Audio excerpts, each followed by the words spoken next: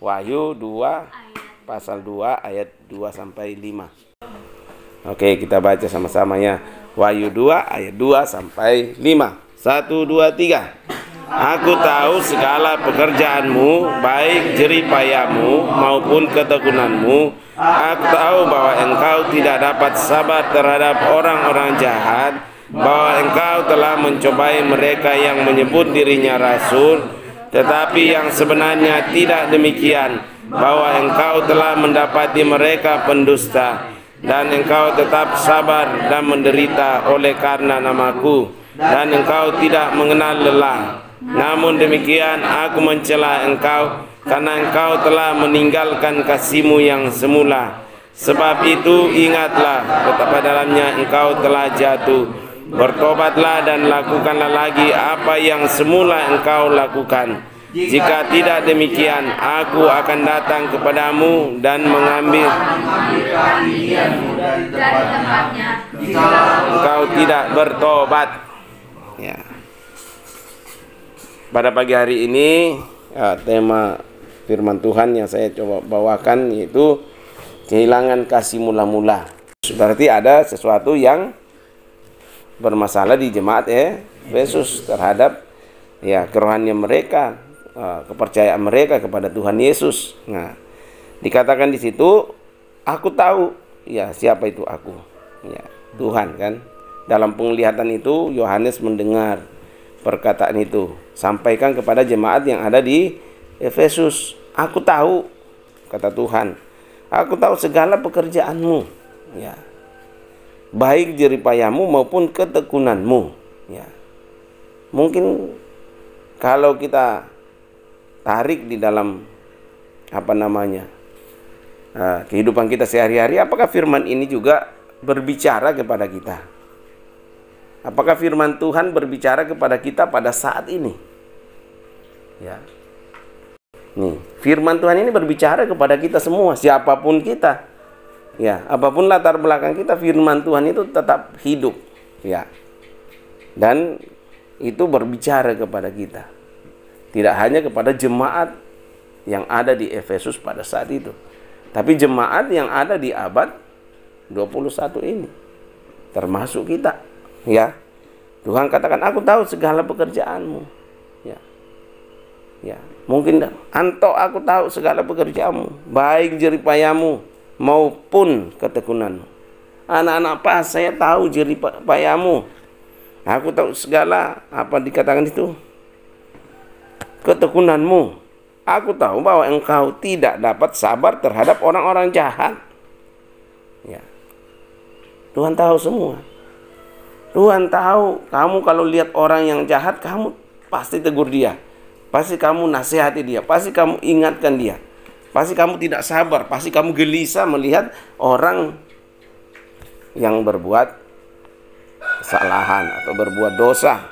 Ya, ya, kamu sabar terhadap orang-orang jahat, bahwa engkau telah mencobai mereka yang menyebut dirinya rasul, tetapi yang sebenarnya tidak demikian, bahwa engkau telah mendapati mereka pendusta. Ya, Tuhan tahu semua apa yang kita lakukan. Tuhan tahu kamu berdoa. Tuhan tahu apa yang kamu lakukan di sekolah. Tuhan tahu semua kebaikan yang kamu lakukan. Tuhan tahu semua. Ya, ya, karena Tuhan maha tahu. Dia maha hadir. Dia Tuhan tahu apa yang kita sedang lakukan saat ini. Dan Tuhan catat. Tuhan tahu siapa yang hatinya konek dengan Tuhan. Dan Tuhan tahu mana hati yang melayang-layang kemana-mana. Tuhan tahu. Manusia bisa tahu? Ya, tapi Tuhan tahu. Nah, itulah yang harusnya membuat kita takut akan Tuhan, menghormati Tuhan, karena Dia ada di mana-mana. Dia Maha Kuasa, Dia Maha segalanya. Ya, dan Dia catat. Ingat tuh, ada buku kehidupan. Ya, ada buku kehidupan. Makanya saya bilang, semakin kita tahu firman Tuhan, harusnya kita semakin sadar. Ya, ya, self control kita, pengendalian diri kita akan semakin baik. Karena yang mengatur hidup kita itu bukan kita lagi, bukan keinginan kita lagi, tapi firman yang kita baca itulah yang akan mengatur hidup kita. Ya. Kalau firman sudah benar-benar mendarah daging, ya. Istilah orang itu mendarah daging. Artinya sudah menyatu dengan diri kita. Nah, itulah yang akan menjadi alat kontrol di dalam diri kita, ya. Makanya kecenderungan untuk berbuat jahat itu sangat-sangat kecil. Kecenderungan untuk main-main itu sangat-sangat kecil. Kecenderungan untuk tidak serius itu sangat-sangat kecil. Ya, karena kita tahu saya butuh Tuhan, bukan Tuhan yang butuh saya. Ya, kita datang duduk di sini karena kita butuh Tuhan, bukan saya yang butuh Tuhan. Kalau kita balik saya yang butuh Tuhan, kamu asal saja. Ya, asal ibadah, asal ini. Tapi ingat, Tuhan itu Maha tahu. Ya, orang yang ada di jemaat Efesus saja masih ditegur sama Tuhan, masih dinasihati sama Tuhan. Padahal Tuhan, aku tahu semua apa yang kamu lakukan. Dari sisi hal-hal yang rohani, kamu udah lakukan semuanya. Ya, kamu lihat orang jahat, kamu tidak sabar, kamu tegur, kamu ingatkan, kamu nasihati. Aku tahu semua itu, kata Tuhan. Ya, mungkin konteksnya sama. Ya, kita. Ya, aku tahu kamu tiap hari ibadah. Aku tahu kamu ada doa-doa. Ya. Tapi apakah sampai di situ? Ya, nanti kita lihat di bawahnya. Ya. Nah, kemudian dan engkau tetap sabar dan menderita karena namaku. Dikatakan, aku tahu semua apa yang kamu lakukan. Ya, baik jeripayamu maupun ketekunanmu, tahu. Tuhan tahu. Ya, apakah Tuhan ketika kamu berdoa di atas, Tuhan nggak tahu? Tuhan tahu. Berdoa cewek-cewek di dalam kamar walaupun tanpa gitar misalnya, walaupun kamu, Tuhan tahu semua, Tuhan catat semua.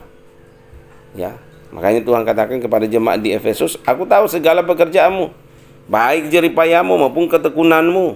Aku tahu bahwa engkau tidak dapat sabar terhadap orang-orang jahat, bahwa engkau telah mencobai mereka yang menyebut dirinya rasul, tetapi yang sebenarnya tidak demikian, bahwa engkau telah mendapati mereka pendusta, dan engkau tetap sabar dan menderita oleh karena namaku. Ya, menderita karena nama Tuhan. Ya, dan engkau tidak mengenal lelah. Ya, tidak mengenal lelah. Artinya kalau orang tidak mengenal lelah, capek pun dia tetap melakukan. Aku tahu di tengah kelelahanmu, engkau masih mencari aku.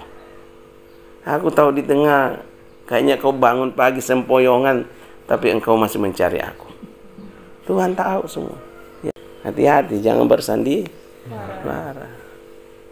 Manusia boleh kita tipu, tapi Tuhan tidak bisa kita tipu. Ya, tanamkan itu di pikiran kita, tanamkan di hati kita.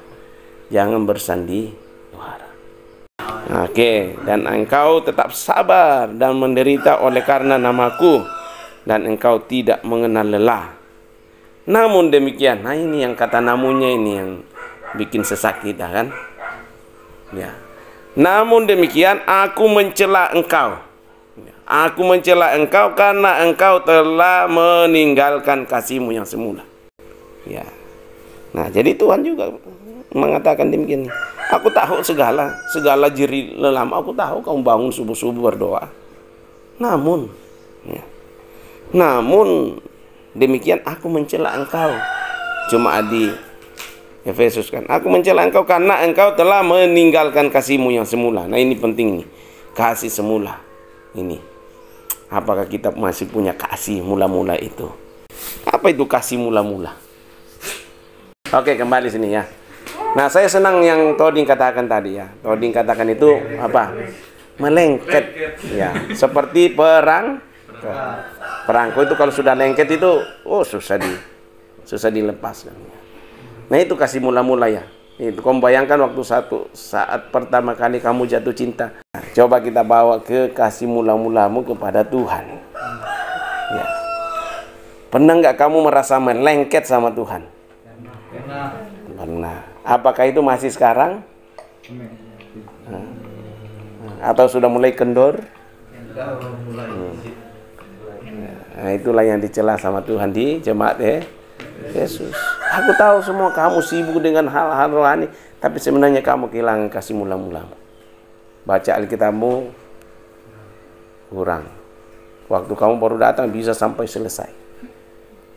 20 pasal, 25 pasal. Sekarang 1 pasal juga nggak selesai. Nah, itu yang Tuhan celah. Waktu kamu baru datang, kamu nangis itu luar biasa, kamu merasakan hadirat Tuhan. Tapi sekarang kamu biasa-biasa saja. Nah, ini yang kehilangan kasih mula-mula. Ya, ini yang Tuhan tegur kepada jemaat di Efesus. Aku tahu semua apa yang kamu lakukan. Hal yang sama juga mungkin Tuhan tegur kepada kita di PAS, di SMK Paulus.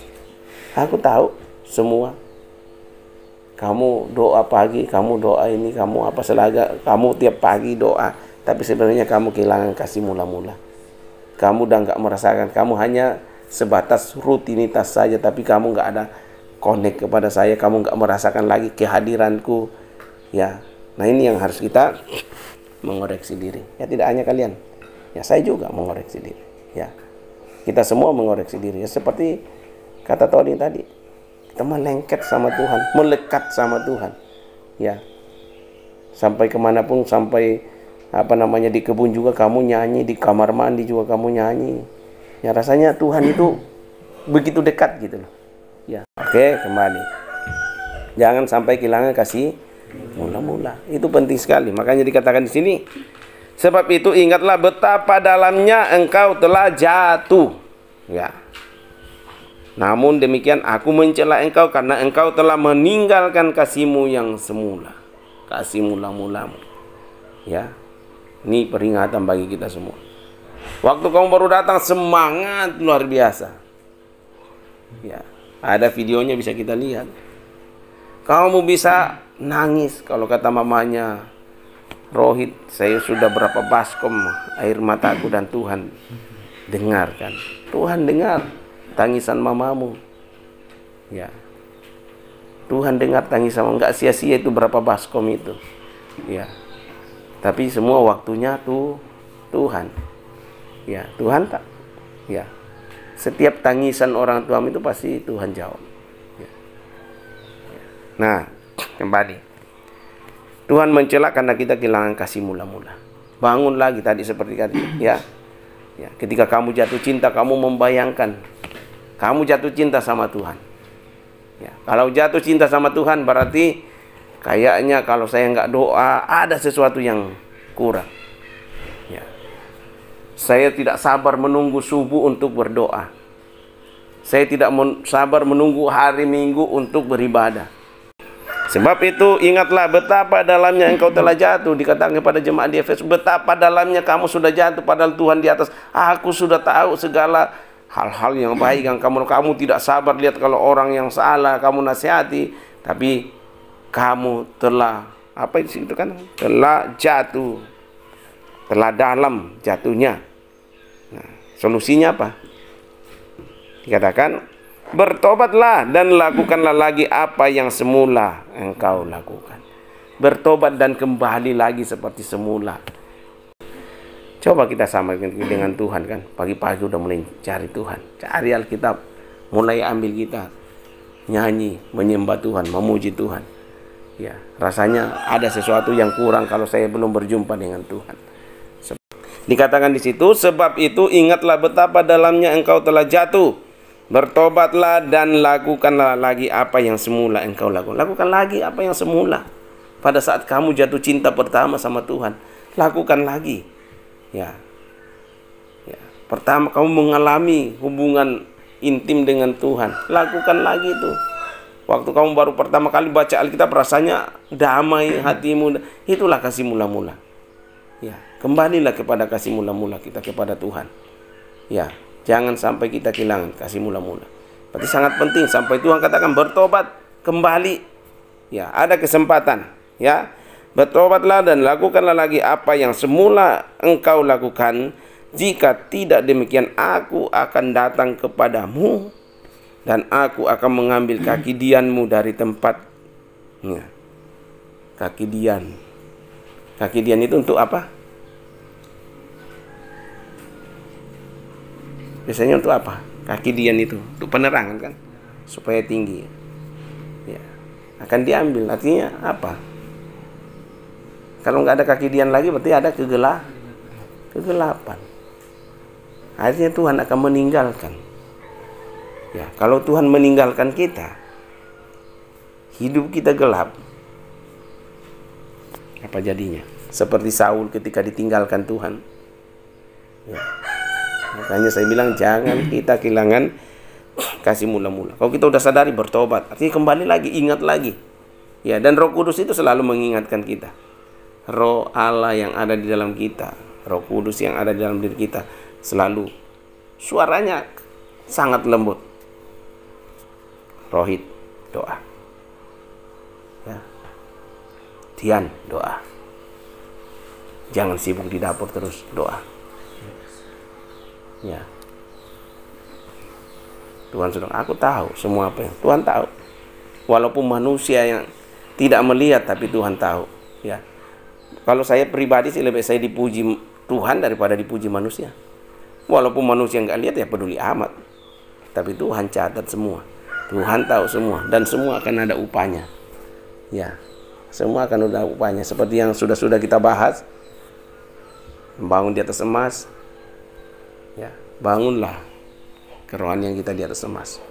Ya, itu sangat penting. Ya. Jadi, aku akan mengambil kaki Dianmu dari tempatnya jikalau engkau tidak bertobat. Nah, ini warning. Peringatan kepada jemaat di Efesus dan juga peringatan buat kita yang ada saat ini. Warning, bertobat. Nanti aku ambil kaki Dianmu. Artinya Tuhan meninggalkan kita ketika kita kehilangan kasih mula-mula. Ini penting sekali, kasih mula-mula. Bangun kembali. Ya, sadar kembali. Mungkin selama ini kita sudah mulai lesu, sudah mulai loyo ini kerohanian kita. Kembali kepada kasih mula-mula. Ya, mungkin karena kelelahan fisik, kelelahan apa segala, tapi di tengah kelelahan sekalipun jangan pernah kehilangan kasih mula-mulamu kepada Tuhan. Ya. Di tengah kelelahan, di tengah kamu ngantuk mungkin karena capek, jangan pernah berkata, kita doa tidur saja. Bangun terus, kasih mula-mulamu kepada Tuhan ya. Bangun, bangun, bangun, bangun terus. Ya, tingkatkan terus. Artinya jangan kita puas. Ya, mungkin kita juga sudah mulai kehilangan kasih mula-mula. Bangun kembali. Oke, saya kira cukup. Tuhan Yesus memberkati kita.